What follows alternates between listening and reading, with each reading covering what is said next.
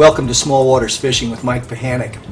After the Bassmaster Elite Series event at Lake Murray, the Carolina Clash, in mid-May, I had the opportunity to fish with 4 Elite Series pros at some sand pits managed by Mark Deshane, owner of VIP Adventures in Summerville, South Carolina.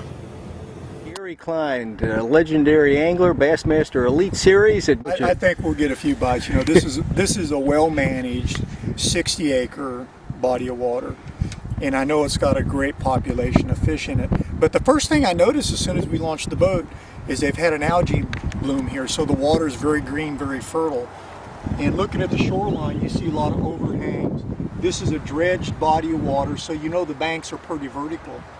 But the first thing that I thought of is, man, look at the shoreline grass, look at the trees. You know, it's just what a great flipping body of water, just for the fact that, you know, it's a shallow water presentation of bait. So probably catch quite a few fish flipping too. But, you know, on these targets like this, man, you can catch fish doing just about anything you want. Spinner baits, crank baits. There might even be a top water bite.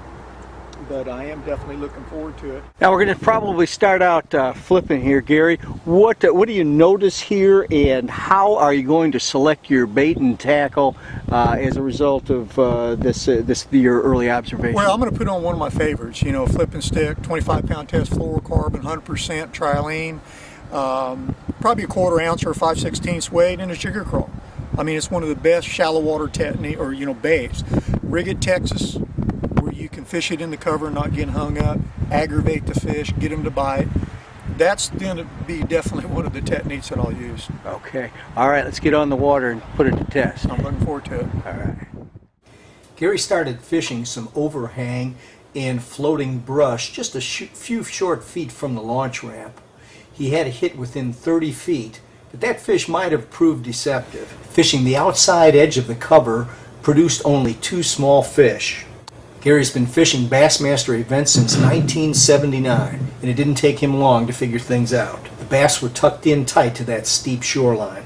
When we started fishing on a small body of water, I was using a heavy bait, and I was basically keying on any target I could find, and I was totally missing the bank. And as the days gone on, I'm really getting the feeling now the fish are right on the shoreline. I mean, right there within 20 yards, I caught one, missed one that I saw, I missed one around the corner, but I went to lighter jig and I'm skipping it to the bank. So what I've done now is I've tied a jig on a flip stick because I'm more efficient at lure presentation. I'm going to get up tight and I'm going to flip the dirt. I'm not going to pay attention to any of the overhangs. I'm going to try to concentrate on the cut banks and basically make a flip to the bank and pull the bait off the bank into the water. And by doing so, instead of stopping short with the flip, I'm going to go all the way to the bank. That was the ticket. Gary found on this day that pitching directly to the bank was more effective than working the outside edge of the overhanging cover. Among the trailers Gary used this day was the Deuce, new bait in the new Havoc line from Pure Fishing. It's a twin-tailed grub-style trailer with an elongated body, and it's tapered more thinly at the base than most twin-tail grubs. The combination allows for a larger hook in action at even the slowest speeds. In the afternoon, I jumped in the boat with Bobby Lane. Bobby took a little different approach to those overhanging limbs.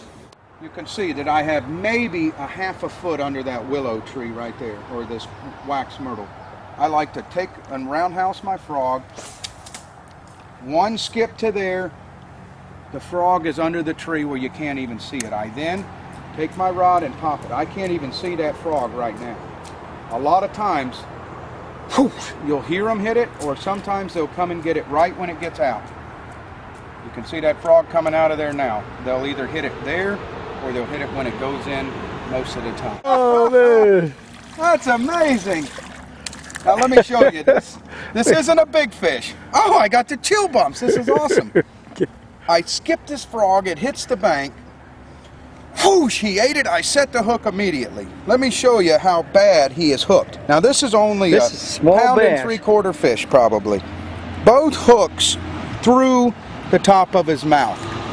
I mean way down. And that's a sign that he wanted it. Now this may be, we're always wondering what's the best time to to frog, and there it is.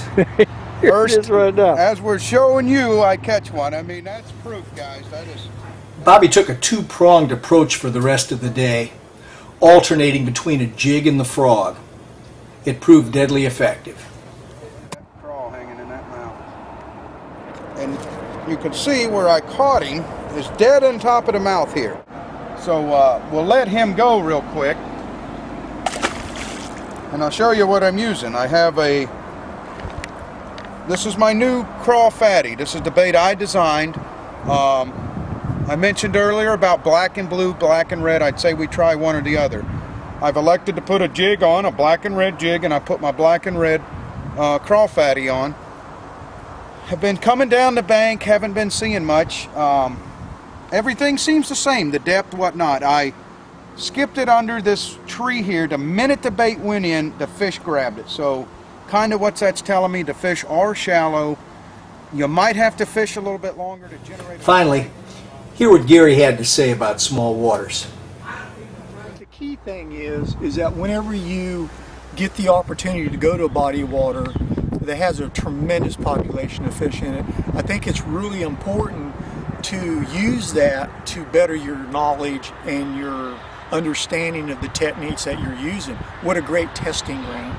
I mean, it's a great place when you really get a bite going. You can experiment with different colors, different techniques, once you determine how these fish are positioned and what it's going to take to get them to bite. So these type of things are really, really fun to go fish. You can have a good time. You can learn a lot that'll help you improve your skills.